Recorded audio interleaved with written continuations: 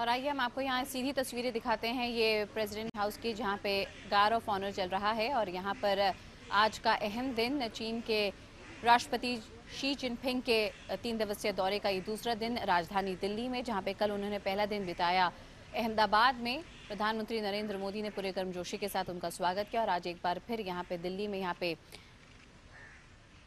शिखर स्तर की बातचीत होगी दोनों देश के प्रतिनिधियों के बीच। और फिलहाल आप यहाँ पे तस्वीरों में देख सकते हैं राष्ट्रपति प्रणब मुखर्जी के साथ प्रधानमंत्री नरेंद्र मोदी, विदेश मंत्री सुषमा स्वराज और हमारी राजनीतिक संपादक पल्लवी घोष इस वक्त हमारे साथ हैं। पल्लवी, और क्या जानकारी आप हमें दे सकती हैं? देखिए, सबसे अहम और चुनौती आज प्रधानमंत्री के लिए यही रहेगी कि जो सीमा पर पे जो विवाद हो रहे हैं और घुसपैठ की खबरें भी आज सुबह से लगातार आ रही है, वो मुद्दा कैसे उठाया जाए और कहां चीन के राष्ट्रपति का क्या उस पर प्रतिक्रिया रहेगी। कल हम लोगों ने अहमदाबाद में देखा था कि एक तरह से जो कूटनीति की परिभाषा वो बदली गई थी। बहुत कम ऐसा फोटो अपॉर्चुनिटी या ऐसा मौका देखने को मिलता है, लेकिन आज एक्चुअली अगर देखें तो काम शुरू आज होगा, क्योंकि व्यापारिक अग्रीमेंट्स के अलावा सबसे अहम चर्चा जो होने की संभावना है, जो हमारे सूत्र सरकारी बताते हैं कि प्रधानमंत्री ये मुद्दा जरूर उठाएंगे चीनी राष्ट्रपति के साथ कि क्या है बॉर्डर डिस्प्यूट, और इसके अलावा जो घुसपैठ की खबरें आज भी आ रही है और कुछ दिन पहले से भी आ रही है, और क्या प्रतिक्रिया रहेगी, वो सबसे बड़ी चुनौती रहेगी। नजर इस पे बनी हुई है सिर्फ सरकार की तरफ से नहीं, लेकिन विपक्ष की तरफ से ही, क्योंकि बार बार वो लोग इस बात की आलोचना करते हैं कि हमारे ऊपर आप ये लांछन लगाते थे कि हम लोग कभी भी चाइना के साथ ये मुद्दा नहीं उठा पाएंगे। क्या प्रधानमंत्री ये चाइना के साथ ये मुद्दा उठा पाएंगे और क्या उनकी प्रतिक्रिया रहेंगी और क्या वो लोग वादा भी करेंगे? बिल्कुल पल्लवी, तमाम जानकारी के लिए आपका बहुत बहुत शुक्रिया। तो यहाँ पे पल्लवी हमें जानकारी दे रही थी कि अब ये बड़ी चुनौती है कि यहाँ पे किस तरह से प्रधानमंत्री नरेंद्र मोदी सीमा विवाद के इस मुद्दे को आज के खास दिन उठाते हैं। हमारी राजनीतिक संपादक पल्लवी घोष लगातार हमारे साथ बनी रहेंगी इस अहम खबर के मद्देनजर।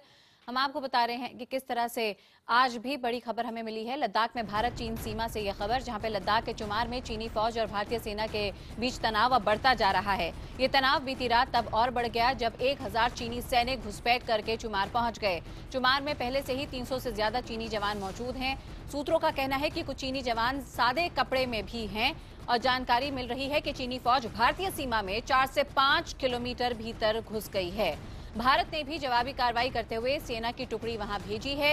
इस बीच भारत और चीन ने लद्दाख के चुमार सेक्टर की स्थिति पर चर्चा करने के लिए बुधवार को फ्लैग मीटिंग की।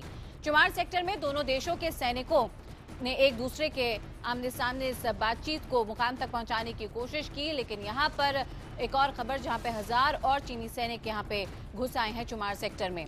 लेके पूर्वोत्तर में 300 से ज्यादा किलोमीटर की दूरी पर स्थित चुमार में दोनों देशों के बीच अक्सर टकराव की स्थिति बनी रहती है। उस इलाके में भारत के वर्चस्व को खत्म करने के लिए चीन ने कई दफा कोशिशें भी की। और इस खबर पर ज्यादा जानकारी के लिए सीधे रुख करते हैं हमारे सहयोगी निशात का। निशात, और क्या खबर आपके पास?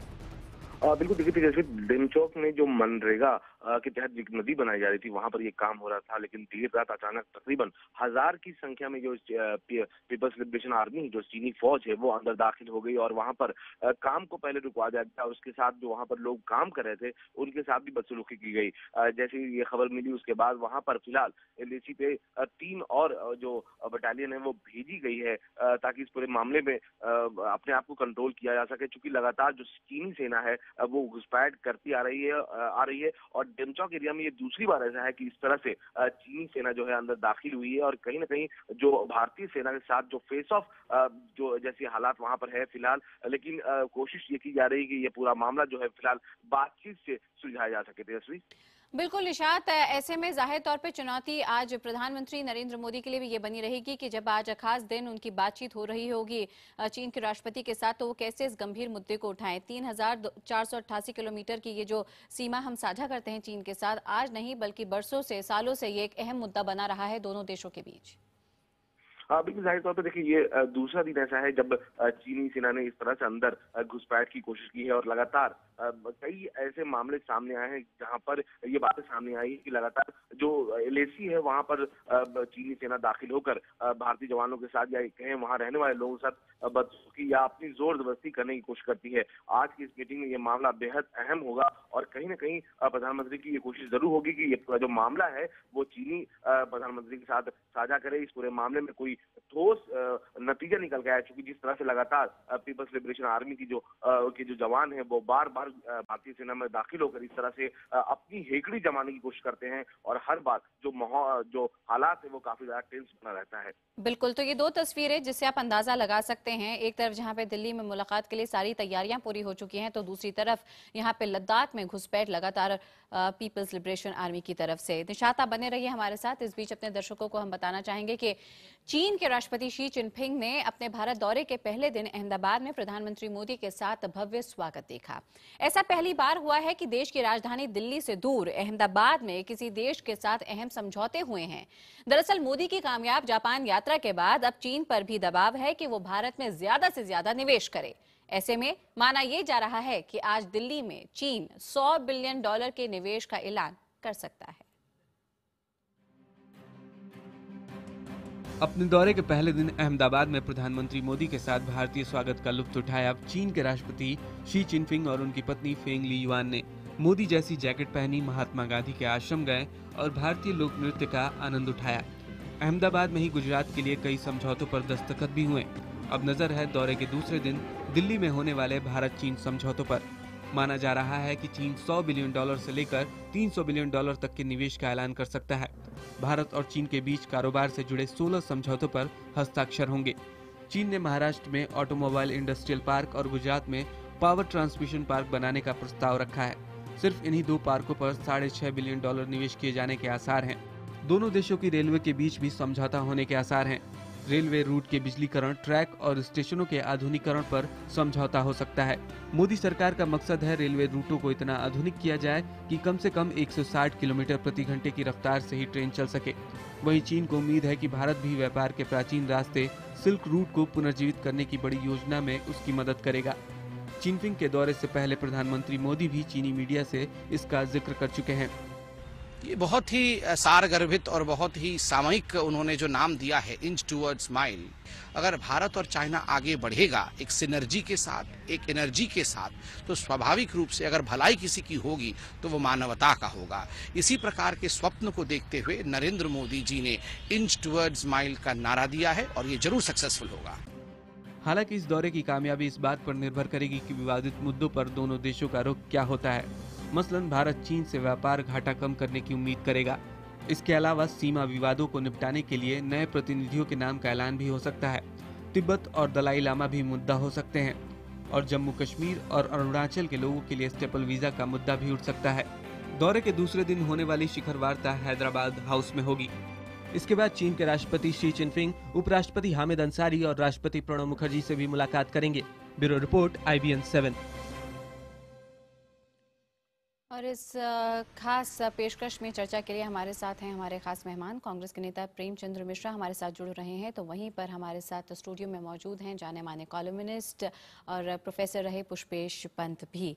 चर्चा को अगर यहाँ पे शुरू करें तो पुष्पेश जी की इजाज़त से आज मैं इतिहास को रेफर करूँगी। और ये कहा जाता है कि एक बहुत पुरानी चाइनीज़ सेइंग है जहाँ पे first 3 decades of the growth this side of the river, east side of the river, and the other 3 decades of the growth that side of the river, यानी कि west side of the river. यानी कि सीधे सीधे यहाँ पे संबोधन है भारत और चीन का और ये बताता है कि कितनी पुरानी परंपरा हम यहाँ पे साझा करते आए हैं और आज इस मुकाम पे हैं। नहीं, देखिए, मुझे लगता है ये बात तो बिल्कुल जग जाहिर है कि भारत और चीन के रिश्ते ऐतिहासिक सिर्फ 3 दशक नदी के इस पार उस पार नहीं, 3 सहस्त्राब्दियाँ इधर उधर जारी रहे हैं। मगर मुझे लगता है कि जो बात ध्यान देने लायक होगी कि हमारे संबंध इतने ऐतिहासिक होने के साथ साथ इतने जटिल हैं कि उनके उतार चढ़ाव परख झपकते उनका विश्लेषण करना ज़रा कठिन है। यदि आप देखेंगे आज जो सार्थक बहस, ठोस बहस वार्ता होने वाली है, आपने जिक्र किया, वो शिखर स्तर की वार्ता है। एक तरफ वो शिखर स्तर की वार्ता है, इसके साथ साथ वो प्रतिनिधि शिष्टमंडल स्तर की वार्ता भी है। तो जो कुछ बड़े मुद्दे हैं जिन पे समझौते होने हैं, जाहिर है इनके बारे में पहले राजनीतिक एक वार्ता हो चुकी है, वो तय होंगे, उनका ऐलान होगा। कुछ देर पहले आप सुर्खियों का जिक्र कर रही थी और कह रही थी कि घुसपैठ 1000 सैनिकों की लद्दाख के इलाके में फिर एक बार कुछ तनाव पैदा कर रही है। मुझे लगता है ये सब चिंता का विषय नहीं है, ये एक तरह से स्टेज मैनेज लगता है कि जिस समय वार्ता आर्थिक सहयोग की हो रही, तकनीकी सहयोग की हो रही, 21वीं सदी में इस भाईचारे की हो रही जो दुनिया की नीति बदल देगी, वहाँ इस ओर भी संकेत किया जा रहा है कि अभी कुछ ऐसी चीज़ें हैं जिनका निपटारा बाकी है। और इस वार्ता के दौरान शायद दोनों पक्ष दिखाने की कोशिश कर रहे हैं कि हम संयम बरत सकते हैं। इन चीज़ों के बावजूद कल अगर आप देखें तो समाचार दूसरा था कि भारत के प्रधानमंत्री ने वियतनाम में जो भाषण दिया था उससे चीनियों को आपत्ति थी। आज ये खबर भी पढ़ने को मिल रही है अखबार में कि चीन ने उस सौदे पे को हथिया लिया है मालदीव में, जो पहले किसी भारतीय कंपनी को मिल रहा था। उसमें ये संकेत दिया गया है कि मालदीव ने ये निमंत्रण दिया है चीन को कि वो सार्क में कुछ अपने सक्रियता को बढ़ाए। कोलंबो में श्रीलंका में सुनने को मिला है कि उन्होंने कुछ नाविक बंदरगाह बनाने की पेशकश की है जो भारत के लिए सामरिक चुनौती पेश कर सकते हैं। तो मुझे लगता है सारी चीज़ें ऐतिहासिक हैं, सारी चीज़ें भू राजनीतिक हैं और सारी चीज़ें आपस में मिली जुली गुड्डमंड होती मिली जुली हैं। अगर आप देखें तो आज भारत के समाचार पत्रों में ये भी पढ़ने को मिल रहा है कि तिब्बती प्रदर्शन के लिए बेताब हैं चीनी राजदूतावास के सामने। हर बार ऐसा होता है। तो मुझे लगता है इन चीज़ों में कोई परिवर्तन एकाएक नहीं होगा, मगर हम लोगों को प्रतीक्षा करनी चाहिए संयुक्त विज्ञप्ति की। देखना चाहिए कि चीन क्या ऐलान करता है और भारत अपनी तरफ से क्या कुछ जोड़ता है। मुझे लगता है आपने बिल्कुल सही बात कही कि कल की जो बात थी वो अनौपचारिक स्वागत की थी, जिससे एक माहौल बनाने की कोशिश की गई थी, और आज वास्तव में ये कसौटी कसने का वक्त आ रहा है कि क्या भारत और चीन के संबंधों में कोई परिवर्तन होने वाला है। बिल्कुल, आप बने रहिए हमारे साथ। इस बीच अपने दर्शकों को हम ये तस्वीरें भी दिखा रहे हैं लगातार सीधी राष्ट्रपति भवन से, जहां पर स्वागत की पूरी तैयारियां चीन के राष्ट्रपति शी जिनपिंग की। प्रधानमंत्री नरेंद्र मोदी पहले ही यहां पर पहुंच चुके हैं राष्ट्रपति प्रणब मुखर्जी के साथ ही में विदेश मंत्री को भी हमने देखा, सुषमा स्वराज, और डेलीगेशन लेवल के तमाम लोग यहां पे मौजूद थे स्वागत के लिए। फिलहाल आप देख सकते हैं यहां पे वर्दी में तैनात गार्ड ऑफ ऑनर के लिए पूरी तैयारियां, और यहाँ पे चीनी राष्ट्रपति शी जिनपिंग के स्वागत के लिए ये तस्वीरें हम आपको दिखा रहे हैं सीधे राष्ट्रपति भवन से।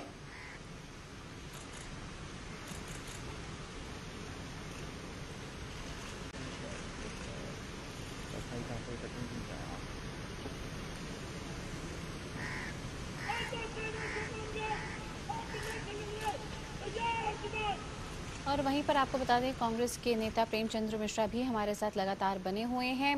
प्रेमचंद जी, किस तरह से आप देख रहे हैं और क्या उम्मीद आप यहां पर लगाए बैठे हैं प्रधानमंत्री से? देखिए, सिद्धांत रूप से हम इस बात के लिए पक्षधर हैं कि हमें अपने पड़ोसियों से अच्छे संबंध रखने चाहिए, हमारे बायलैटरल रिलेशन अच्छे होने चाहिए। और ठीक कहा पुष्पेश पंत जी ने कि चाइना के साथ तो हमारा सदियों पुराना प्राचीन रिश्ता रहा है, लेकिन पिछले 50-60 सालों में उसमें कई घटनाक्रम ऐसे हुए हैं जहां आपसी मिसट्रस्ट का वातावरण बना है। खासकर मुझे आश्चर्य तब लगता है कि हम वार्ता कर रहे हैं, हम वार्ता के पक्षधर भी हैं, लेकिन क्या हमें उन मुद्दों को भुला देना चाहिए जो हम आज और कल तक देख रहे हैं कि टॉक और टेरर एक साथ नहीं हो सकता, तो टॉक और घुसपैठ एक साथ नहीं हो सकता, और सीमा पर जब घुसपैठ होती है चाइना के लोग अंदर आ जाते हैं, हमारे लोगों को बंधक बना लेते हैं। तो एक चिंता का विषय एक भारतीय होने के नाते ये होना चाहिए कि हम प्रधानमंत्री जी जब बात करें तो इस विषय को प्रमुखता से उठाएं। हम MU सिग्नेचर कर लेते हैं, ये सभी देश के लोग करते हैं जब एक दूसरे के देश में जाते हैं, लेकिन हमें उन चीज़ों पर ध्यान देना चाहिए कि राष्ट्रीय सुरक्षा से जुड़े मुद्दे पर कोई कंप्रोमाइज नहीं होना चाहिए। आखिर क्या क्या वजह है कि हमारे सैनिकों को भी घेर लिया, हमारे अंदर घुसपैठ कर लेता है। अगर आप पिछले 6 महीने से देखें तो चाइना ने 37 टाइम्स घुसपैठ किया है भारतीय सीमा के अंदर में। ये अपने आप एक गंभीर चिंता का विषय है। तो मैं समझता हूं किसी वार्ता के पहले, व्यापारिक रिश्ते बनाने से पहले, हमें इन मुद्दों को प्राथमिकता से रखना होगा कि राष्ट्रीय सुरक्षा जैसे मुद्दे पर चाइना के घुसपैठ कैसे रुके। चाइना इधर नेपाल के बॉर्डर की तरफ से भी काफी कुछ घुसपैठ कर रहा है, अपनी सड़कें बना रहा है, तो हमें इन चीजों को की अनदेखी नहीं करनी पड़ेगी।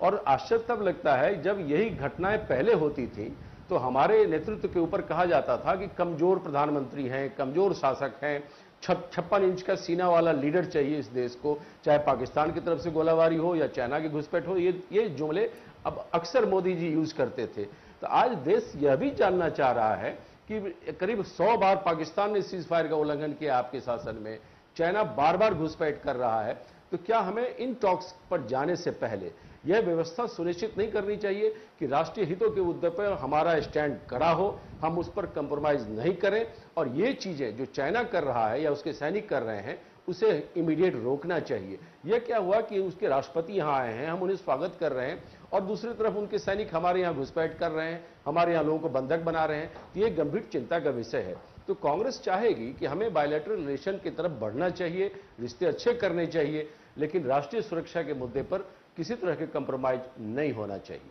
असीफा खान बीजेपी के नेता भी हमारे साथ हैं। असीफा, प्रेमचंद जी के इन सवालों के आप जवाब देना चाहेंगी? बिल्कुल, मैं उन्होंने बहुत सारे सवाल एक साथ उठाए, मैं जरूर उनको जवाब दूंगी, लेकिन उससे पहले मैं बताना चाहूंगी कि कल मोदी जी का जन्मदिन था। उनका गुजरात आना पहली बार हुआ। प्राइम मिनिस्टर बनने के बाद बावजूद उन्होंने जम्मू कश्मीर फ्लड्स को लेकर के अपने जन्मदिन को नहीं मनाने के लिए एक सॉलिडारिटी दिखाई है, और उनकी माता जी ने जो डोनेशन दिया है, जो भी मदद दी है, आई थिंक वो एक बहुत सिंबॉलिक है कि हम एक बहुत अच्छी यूनाइटेड सेक्युलर कंट्री है। जहां तक बात है इनकर्शंस की, चाइना की, तो ये पहली बार नहीं हुआ, ये बहुत गंभीर मुद्दा है। देश के सामने ये मुद्दा लगातार रहा है, लेकिन मोदी जी का एटीट्यूड एक अलग सा एटीट्यूड है, वो डिफरेंट अप्रोच रखते हैं। आपने देखा कि पहले दिन से सार्क की जब समिट हुई, सार्क लीडर्स को जब उन्होंने बुलाया, वहां से लेकर के भूटान यात्रा, उनकी जापान की जो यात्रा रही, उन्होंने जो चाइना के साथ संबंध बढ़ाए, अब वो अमेरिका जा रहे हैं, तो ब्रिक्स में जो उन्होंने संबोधन दिया, आई थिंक उनका जो डिप्लोमेटिक अप्रोच है बहुत इंपॉर्टेंट है, और उनकी एक सुलझी हुई राजनीति है। क्योंकि जब वो गुजरात के चीफ मिनिस्टर थे, तब भी 121 मुल्क आते थे गुजरात में इन्वेस्टमेंट और व्यापार बढ़ाने के लिए, और तब वो सीएम की हैसियत से 4 बार चाइना जा चुके थे, गुजरात के चीफ मिनिस्टर की हैसियत से 2 बार जापान जा चुके थे। बेशक ये इन शासन का या अरुणाचल प्रदेश का जो भी मुद्दा है बहुत गंभीर है, लेकिन मैं अपनी बात खत्म कर लूं, लेकिन जब व्यापारी संबंध हमारे बढ़ेंगे, बड़े पैमाने पर जब इन्वेस्टमेंट होगा, और व्यापारिक संबंध के साथ साथ जब हमारे निवेश और लेन देन और बिजनेस और मैन्युफैक्चरिंग सेक्टर डेवलप होगा, यकीनन ये गंभीर मुद्दे इररिलेवेंट हो जाएंगे और इनको टेबल पर बैठ करके सुलझाया जाएगा। और मोदी जी इस तरह का एटीट्यूड नहीं रखते कि ऐसे मुद्दों को वो अंडर द कार्पेट डाल दे, वो यकीन। बिल्कुल, 这是传承友谊。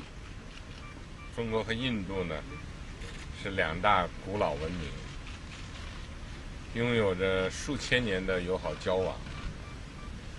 我们一方面为自己的文明所自豪，另一方面呢欣赏、尊重对方的文明。我们要呢大力拓展友好交往，增进互相了解和友谊，让我们2国人民永远的友好下去。 The first purpose is to carry forward our friendship. China and India are both ancient civilizations with thousands of years of friendly interactions with each other. Our two nations not just take pride in our own civilizations, we also admire and respect each other's civilizations. It's important that we expand our friendly contacts, deepen the mutual understanding and friendship between our two peoples, and make sure we will always be friends to each other. 2是深化合作。中印都是新兴市场国家，经济的互补性非常强，合作需求空间巨大。我们要着力推动多领域的优势合作，实现优势互补，给2国人民带来更多切实利益。 The second goal is to deepen our cooperation. Both China and India are emerging markets, and there is a strong complementarity between our two economies, as well as enormous needs and potential for bilateral cooperation. It's important that we advance all areas of practical cooperation to draw on the complementarity of our two countries and to bring tangible benefits to the people of China and India. 3是共谋发展。 中印都将发展作为我们的第一要务，发展目标一致，发展理念相似，发展战略的契合。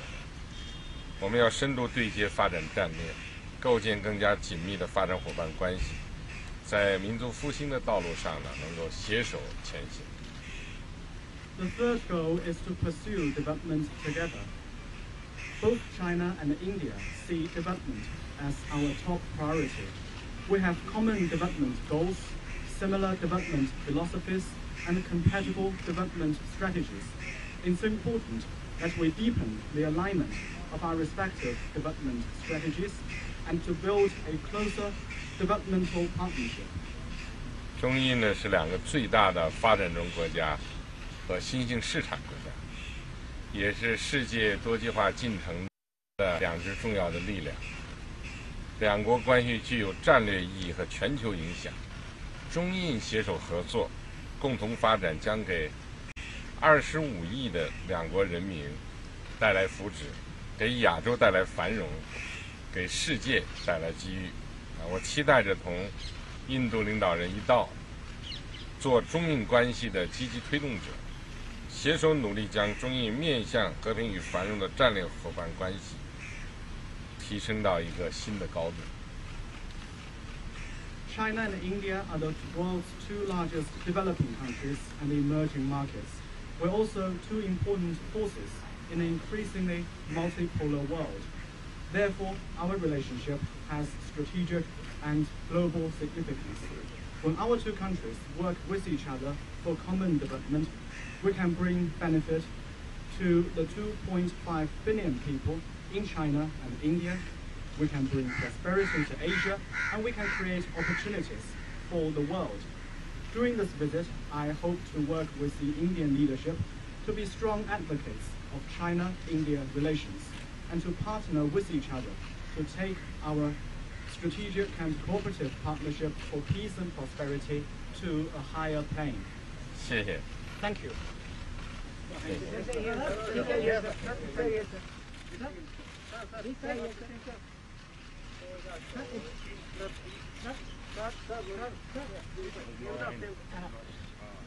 तो यहाँ पे हमने सुना चीन के राष्ट्रपति she Jinping के इस वक्तव्य को, जहाँ पे वो मीडिया से मुखातिब हो रहे थे और अपने संदेश में उन्होंने बताया कि किस तरह से एंशिएंट सिविलाइजेशंस रही हैं भारत और चीन की, और किस तरह से बहुत पुराने संबंध रहे हैं, सालों के नहीं बल्कि सदी के भारत और चीन के बीच। इसके साथ ही उन्होंने बताया कि किस तरह से एक सामान्य उद्देश्य है दोनों देशों का विकास की ओर आगे बढ़ने का, और विकास यहाँ पे टॉप प्रायोरिटी पर दोनों देशों के लिए।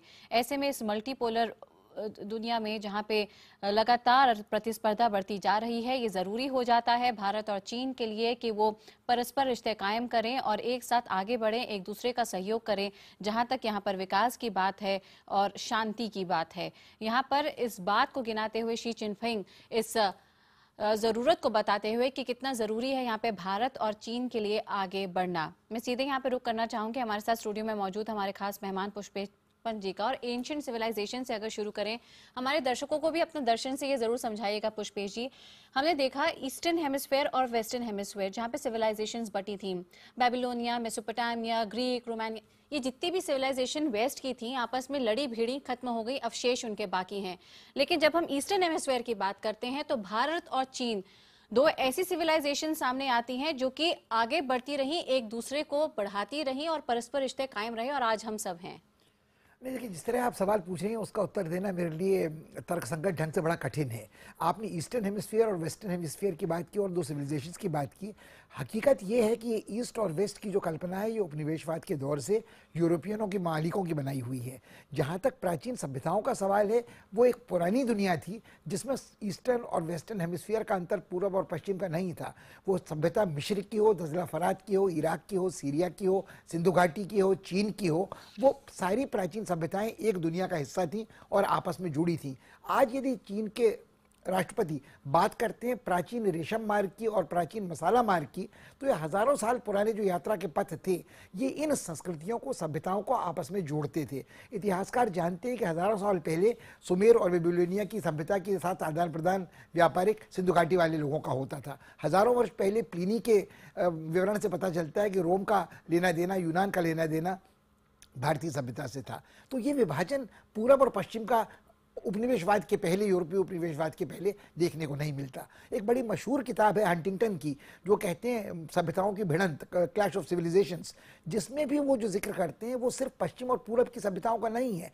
उसमें वो उठाते हैं इस्लामी सभ्यता की बात, चीनी सभ्यता की बात, चीनी सभ्यता के एक संस्करण जापानी सभ्यता की बात भारत की चर्चा नहीं करते, और जो पश्चिमी सभ्यता जिसे आप कह रही हैं उसमें वो क्रिश्चियन, जुडाइक, रोमन सब मिला जुला एक कर देते हैं। उसमें यहूदी भी हैं, उसमें रोमन भी हैं, उसमें यूनानी भी हैं, जिनका वारिस आज के पश्चिमी देश हैं। अब इसके बाद अगर आप देखें तो हाल के वर्षों में, पिछली 2 सदियों में, इसमें और बहुत बड़ा अंतर आया है। जब से नई दुनिया प्रकट हुई है और नई दुनिया में अमेरिका का उदय हुआ है, तो जो अमेरिका का प्रभाव अंतर्राष्ट्रीय सभ्यता संस्कृति पर पड़ा है, उसको लेकर न केवल चीन में, भारत में या इस्लामी जगत में चिंता है, उसको लेकर फ्रांस में चिंता थी जब अमेरिकन चैलेंज की बात जैक श्रिमनर करते थे। तो मुझे लगता है कि इतिहास की तरफ बहुत लौटने की जरूरत नहीं। जो चीनी राष्ट्रपति ने अभी बात कही, जो उन्होंने कहा कि हम हजारों वर्ष पुरानी सभ्यता हैं, हमें अपनी संस्कृति का गौरव है, मगर हम दूसरे की सभ्यता और संस्कृति का भी आदर करते हैं। मगर उन्होंने ज़्यादा जोर दिया, और कम से कम उतना ही जोर कम से कम दिया कि हम भविष्य की ओर देखें। हमारी विकास की चुनौतियां समान हैं, बहुध्रुवी विश्व में हमारी स्थिति क्या होगी, उसमें हमें सहकार की ज़रूरत है। हम 2 बड़े बाजार हैं, और सबसे बड़ी बात कि हम दोनों की आज की जो मौजूदा जिंदगी है वो परस्पर पूरक है। और बिल्कुल, और अलग अलग नहीं चल सकते जहां तक भारत और चीन का सवाल है।